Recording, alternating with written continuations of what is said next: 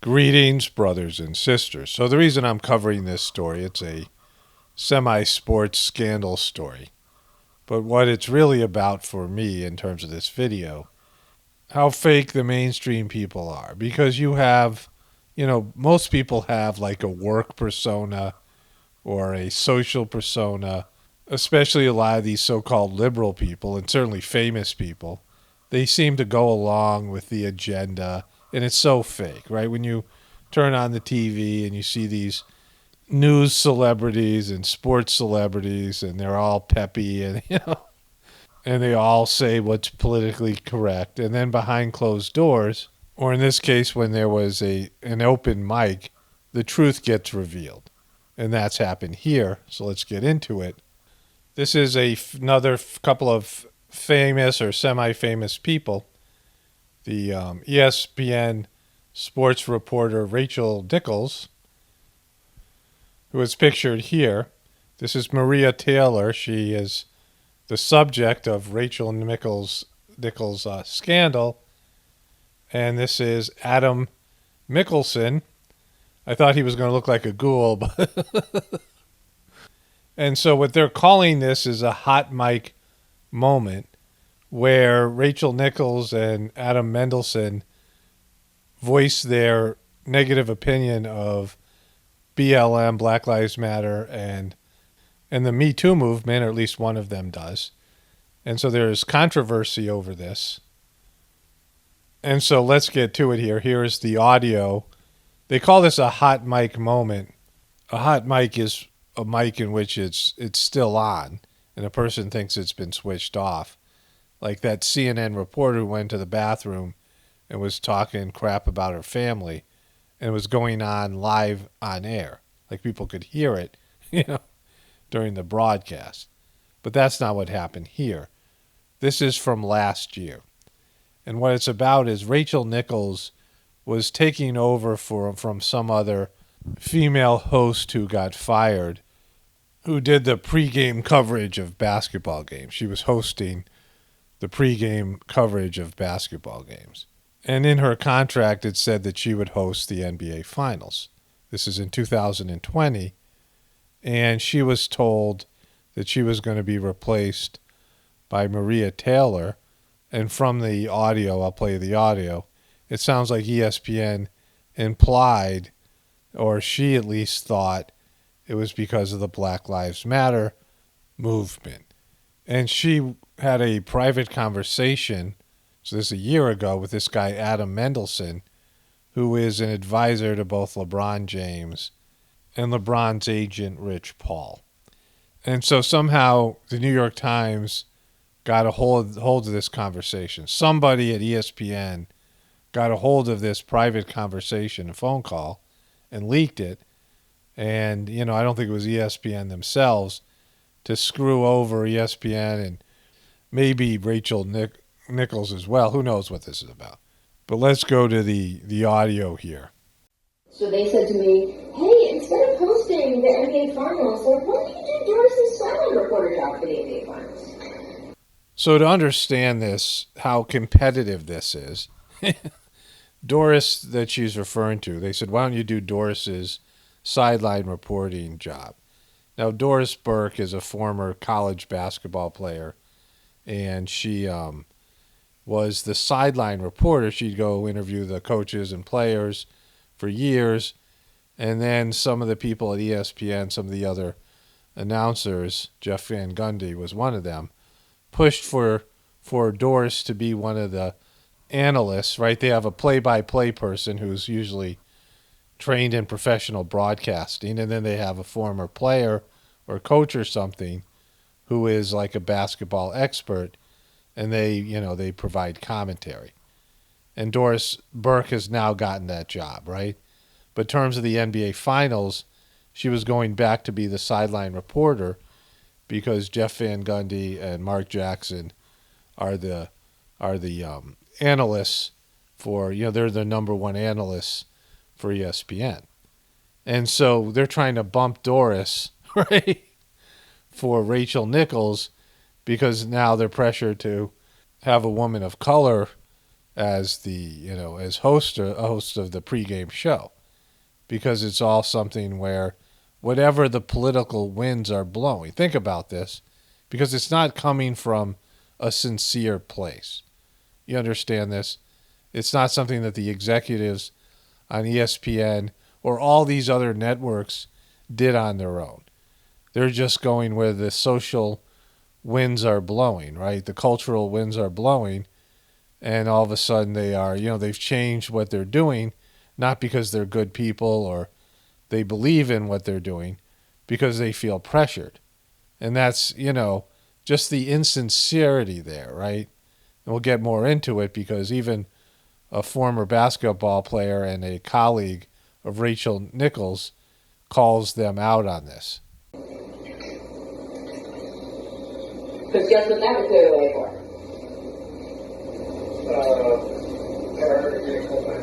For Maria to do the hosting for them. Yeah. So, I have declined. I don't know what their next move is, but they are feeling pressure because of all of that. And so we know what all that meant. It meant the BLM movement. Now, on her show, and I don't watch the show very much, I'll show you a clip of it, but she's very peppy and she's very politically correct. And they talk a lot about social injustice, and she is, into all that, right? I mean, she appears to believe it on this show. And so, again, I don't watch that much of it, but what I've seen, she is somebody who, just like all these other famous celebrities and politicians, like, it's just the fakeness of the thing, right? How fake it all is, where they pretend to be into something that they're really not, right? When they pretend to be, for something, but they don't really believe in it, but it's just their public persona. And I'm just, just be honest. Like, the world's crumbling around us. If we could just have some honesty. This is why people are just, bummed about how fake everything is. I'm trying to figure out, how they just, my thing is that I wish Maria Taylor all the success in the world. She covers football, she covers basketball. If you need to give her more things to do because you're feeling pressure about your crappy long-time record on diversity, which, by the way, I myself know personally from the female side of it, go for it. Just, find it somewhere else. You're not going to find it with me and taking my thing away. You're not going to take my thing away. She believes in social justice as long as they're not taking her thing away, right? You understand this? And she's also saying that she had to fight real hard because she's a woman to get a seat at the table. But this is the thing. All these people are very competitive. All the people who are on TV, all the politicians, and all the Hollywood celebrities, they're all narcissistic. They all want some time in the spotlight, and they're all very competitive about it. They're off the charts in terms of their level of competitiveness. And so when they seem to be nice or they act nice, well, that's an act, right? Deep down, they want for themselves. They are, they're fighting for their airtime, right? They're fighting for the attention they get and the success that they get. I mean, just like in terms of the athletes themselves, it's very competitive and cutthroat. There's a lot of killer instinct stuff. And so when they pretend to care about other people, that's not real. That's not what they're really about. Because to get a spot on a TV show or to be in some successful celebrity, you got to fight for it. And she's talking about that here, revealing what's truly inside of her. And this is inside of all of them. They say, politicians, I just want to serve people. Don't lie, right? Don't lie, Jojo Magoo. You want to be the guy, right? You want to win. You want to, you want the power and the fame and all these things.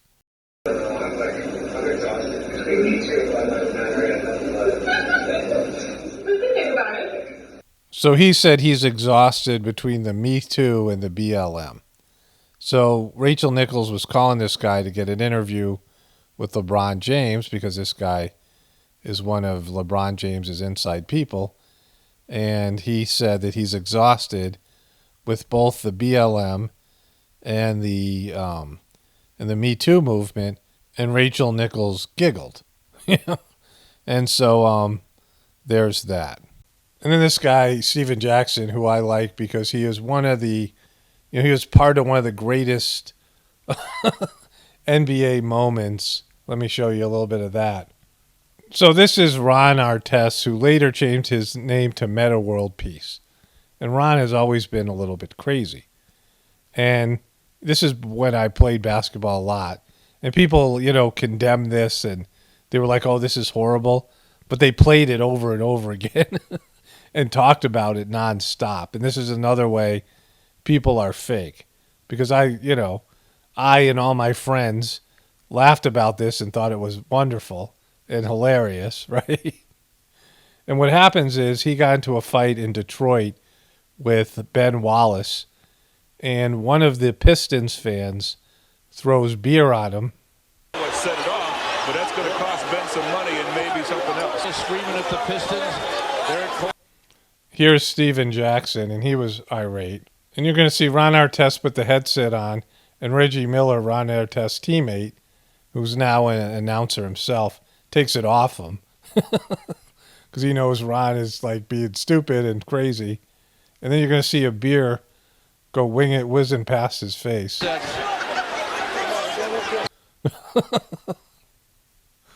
can show that again in slow motion. So here it is. The beer's going to come by really slowly. Boom. Maybe that's a towel or somebody's shirt from the stands. But eventually somebody throws a beer and it hits Ron Artest. And Ron decides to do something that usually isn't done. And so Ron Artest goes and charges these fans up here. And this guy, who I don't think is the guy who threw it, but you see it's like, and he was smiling. I don't know if you can see it there. This guy's looking on like he was like, hey, he's coming into the stands. He's kind of laughing about them. He's getting pummeled. And then all these guys are jumping on Ron Artest. And then more beer came out. That's Steven Jackson. And he starts knocking guys out. And they're in the stands. And it was this and this was one of the best moments in NBA history. The crowd here. The whole Indiana team is in the crowd. So Steven Jackson, who was working with Rachel Nichols, ends up defending her. We all ramble. We say things when we frustrated, and Rachel did deserve that job. It's just plain and simple. I talked to Rachel, and I know a lot of things she was saying out of frustration because ESPN put her in a bad position, and they even put Maria in a position of trying to give Maria a sympathy job. They was trying to make themselves look good because all the Black Lives Matter and the George Floyd stuff was going on. So ESPN tried to make themselves look good by taking the job from Rachel that she had already had, that they'd already told her she had, that she deserved, and give it to Maria just to make themselves look good. It wasn't a genuine job they wanted to give Maria. Steven Jackson was on some show and he said that he was friends with George Floyd and, they look alike. So that's interesting in itself. But what he said here was true. ESPN didn't want to hire Maria Taylor because they, liked her or they thought she was good at her job. The same thing can be said for Rachel Nichols. They're being pressured to include more women and people of color in their show, right? Even Rachel Nichols said they had a real problem with diversity, but it wasn't that they realized they had a problem. And I talk about this all the time because of the heartfulness meditation that I do. If you really are sincere about changing something in your internal world, your belief system, it needs to come from a sense of regret, and you have a realization that you're behaving in a way. Back when I used to play basketball, I talked a lot of smack, which I guess, and I would often get mad if my team lost and lash out at my teammates. And it was a quality that, a bitterness that wouldn't be completely removed until, 2015. So this was, so many years later. It took 20 years of being in the heartfulness system for this bitterness that I had in my system to be removed. And after I would, get mad and lash out, I would, at night, I would think about all the things I said, and I'd feel bad. I'd be embarrassed, right? I'd be embarrassed by my, getting angry and some of the things, whatever it was, frustration and some of the things I said. So this happened throughout my life where I would say things and act in a certain way that later on, sometimes when you have adrenaline in your system, when you're playing sports or you're drunk, things come out, out of frustration that you regret saying later. And if you have a heart and you have a conscience and you have, empathy and compassion and some you are able to perceive yourself, some self-awareness, you're going to do things in your life that you think back at and you might cringe. You're going to cringe and go, I can't believe I said that. I can't believe I did that, right? And those are people, if you have that in your system, that are willing to change and want to change and will work towards changing because they regret what they're doing. But what he's saying here, which we can clearly see, is that the political winds and the social winds and the cultural winds have changed, and ESPN is now trying to embrace those things, because of their company Disney and all their parent company Disney and just all of it, right? And this pressure that's being put on these executives, but they don't believe in this stuff, right? They're cynical. They're all competitive, cynical people. They only believe in themselves, right? They don't care about social issues. They care about themselves and their position, their power, and they think it's being threatened, so they're making decisions based in that. It's ESPN is behind all this, boy. It's all their fault. You know what I'm saying? I can't blame Rachel. I love Rachel, and I'm going to stand behind her. I spoke to her, and I'm going to stand behind Maria, too. But ESPN, y'all some suckers. Y'all some suckers because y'all did this. Y'all tried to give Maria a job, and it wasn't genuine. And look what happened. Come on, man. It's all ESPN fault. We love both of them. Think about this, though, bro. How many times we as black people have said that we was qualified? We know we qualified. We know we qualified for the job. But we didn't get it because they gave it to the white person just because he was white. How mad were we? Because they looking out for their own. How mad were we? When you know you deserve the job and they give it to a white person just because he white. We've been dealing with that our whole life. And that pisses us off. We ain't getting recorded, but we say shit too behind closed doors. So I get it. See, this is where he says we say shit too, and we say things behind closed doors, right? Which all of these guys do. All the media, all the politicians, especially the politicians, actors and actresses, and then they come out and they have their false faces. They pretend to be a certain way. They don't act the same way in their personal life, and they don't even believe the same things. That's the most important part. They don't believe in what they're saying. People at CNN, they don't believe in what they're saying. Joe Biden and Trump, too. Trump didn't believe a lot of what he was saying. He pretended to be one of the people, Trump. He's a billionaire. He doesn't have anything in common with you, right? He has a gold toilet seat. He made a toilet seat out of gold. I mean, he's got private jets and things, and he's pretending he's like, one of the common people. Same thing with Joe Biden and all these, people in their public lives. They don't believe any of this stuff. That's why you can tell it's fake, the news, and then all these things. This is what he's saying, right? ESPN didn't want to hire that woman, Maria Taylor. They're forced to because of the BLM movement or the Me Too movement or whatever's going on. They're hiring women. They're doing these things. They don't believe in any of this stuff. And that's, but they're pushing it out there. I get it why Rachel mad. Rachel ain't never showed me no signs of being racist. But I would be mad, too, if I worked my whole life for a job and they going to give it to a white dude just because Donald Trump in office or just because a white kid got killed and at the time it'll look better for a white person to have a job. I would be mad, too. It's just the facts. I ain't trying to be liked. I'm speaking the truth. We rocking with both of them, Maria and Rach, but this is the truth. So this is her apologizing today. But I also don't want to let this moment pass without saying how much I value our colleagues here at ESPN, how deeply deeply sorry I am for disappointing those I hurt, particularly Maria Taylor, and how grateful I am to be part of this outstanding team. Another fake public apology. I mean, whatever, when people are sorry because they might lose their job, or sorry because they're a part of a scandal, right? Sorry because something's going to be taken away from them.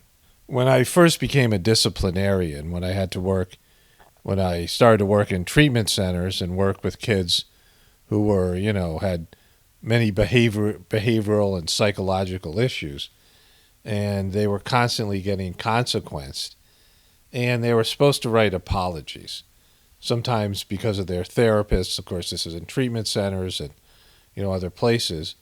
And then there was the kids that I worked with when I was a clinician with teenage sex offenders, and part of their treatment plan that they had to complete to be released was called victim empathy, and they had to write a letter to their victims. Sometimes they would, give the letter to the victims. They would present the letter to the victims. Sometimes they couldn't. Sometimes the victim was open to victim reunification.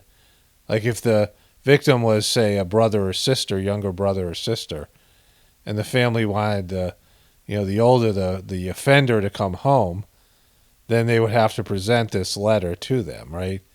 And they have to, apologize and take full responsibility for it.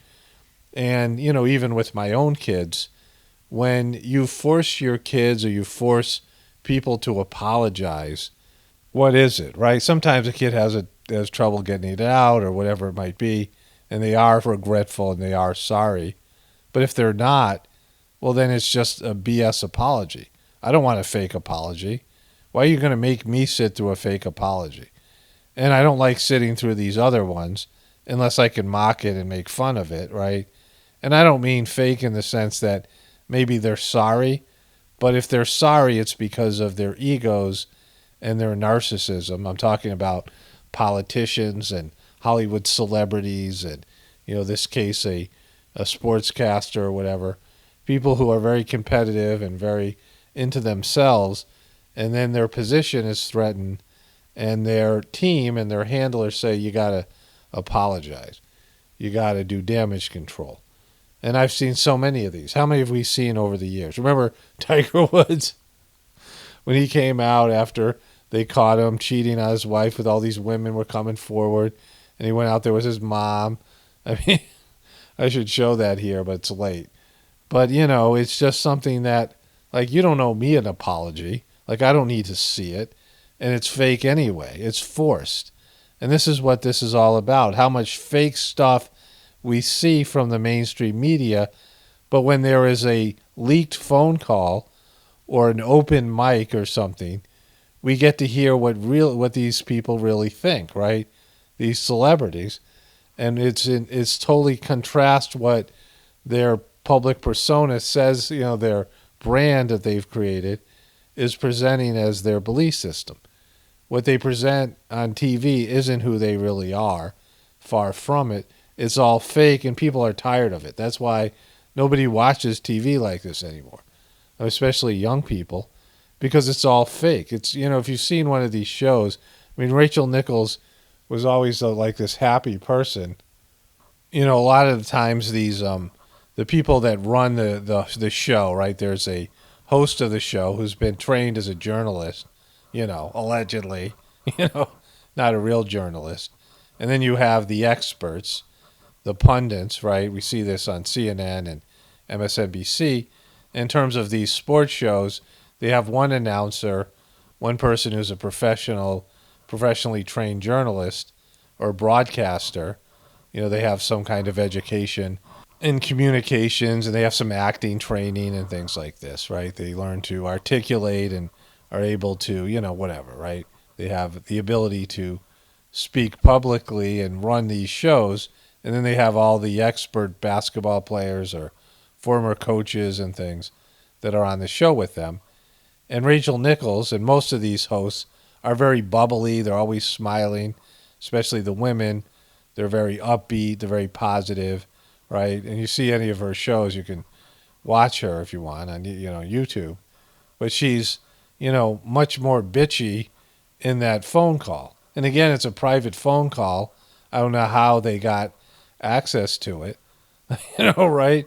Like she was in the bubble, I think, the basketball bubble, the COVID bubble when she made that phone call. And who leaked it? Like who gave that phone call to them? Who recorded it? Why is that phone call even recorded? And this is what, is part of what I call the show, the big show that, you only have to take it at face value. You're watching a show, how much of it's actually real or whatever it is. But what I do know is the people that are, these smiling hosts and the, Chris Cuomo's and the Don Lemons and the Wolf Blitzers and the, Rachel Maddow's and all these people who pretend to believe one thing when they're in public, and all these Hollywood celebrities and certainly the politicians, they're the worst. They take poll numbers and they get political advice and they say, okay, this is what you believe because this is going to connect you with potential voters or a potential fan base. And you know how fake everybody is. See, the thing about what I do here is I believe in what I do. Like I believe in the heartfulness system when I talk about it. I believe in what I'm seeing here, the information that I'm presenting. I believe that there is a, group of people that are completely crazy, right? They're completely ass backwards and they're disconnected from God and they're, narcissistic and connected to negative energy that are running this planet right now. And there is, beneath that or on a deeper level, there is the reason for that on a divine level that God has a plan. And a part of that plan is the system we're 100% dependent on is collapsing. And I believe all those things that I'm saying, when I analyze things and I, whatever information that comes through me from the divine process. And like I said, I know a lot of things about the heartfulness system. I've read all the books that are available, practically, like the ones I have access to. And I have, meditated now for, I think it's 28 years coming up, right?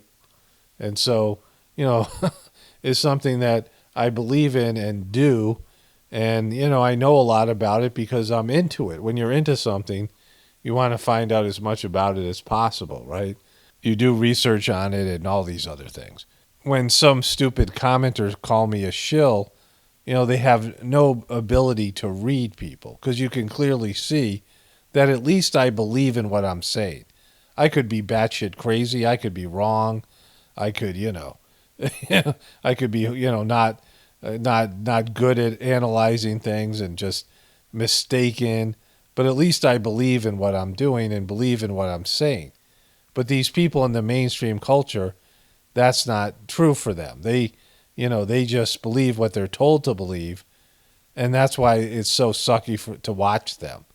That's why it's hard to watch all that crap, because they're not sincere and they're not real. I mean, just turn on CNN or any of that crap, or any of the political stuff, and, it's just excruciating to watch.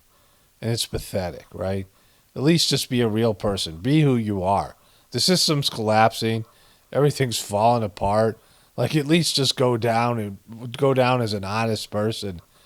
Be what you are inside, honestly, and stop putting on these fake masks and building these fake brands. Because deep down, we all know, right, that it's all just fake. Why be a faker? Like, just be who you are. Like, that's just, that's the first step. Like, it doesn't seem like a lot, but human beings have to just be honest about what they are inside, right? And if they're ashamed of it, if they feel embarrassed to present what they are in the inside to the outside world, then change what's on the inside. I mean, the heartfulness system helps you do that. There's a system out there, and why, anybody can find it. It's free. It's on the internet. And if you pray to God and you crave to change, you'll find this system. It'll be something that, when people are longing to be different and, have their internal world purified and become better people inside and connect to God on a deeper level, even if they don't really consciously know it, they just want something to change. They just want to be better. They want to feel differently. Then if they pray to God in a sincere way, they'll find the system in one way or another. many of the people who have found the system through me here on this show have had those moments where they're craving and they're like, weeping, and they feel like they just want to change. They're in this sort of desperate condition. They pray to God, and then they find this show and they hear me talk about heartfulness, and they're like, wow, and it appeals to them. They feel something in their hearts. The next thing you know, they're doing it, and they're on some sort of sincere spiritual journey. That's why only spirituality will save this world. It's Paramano.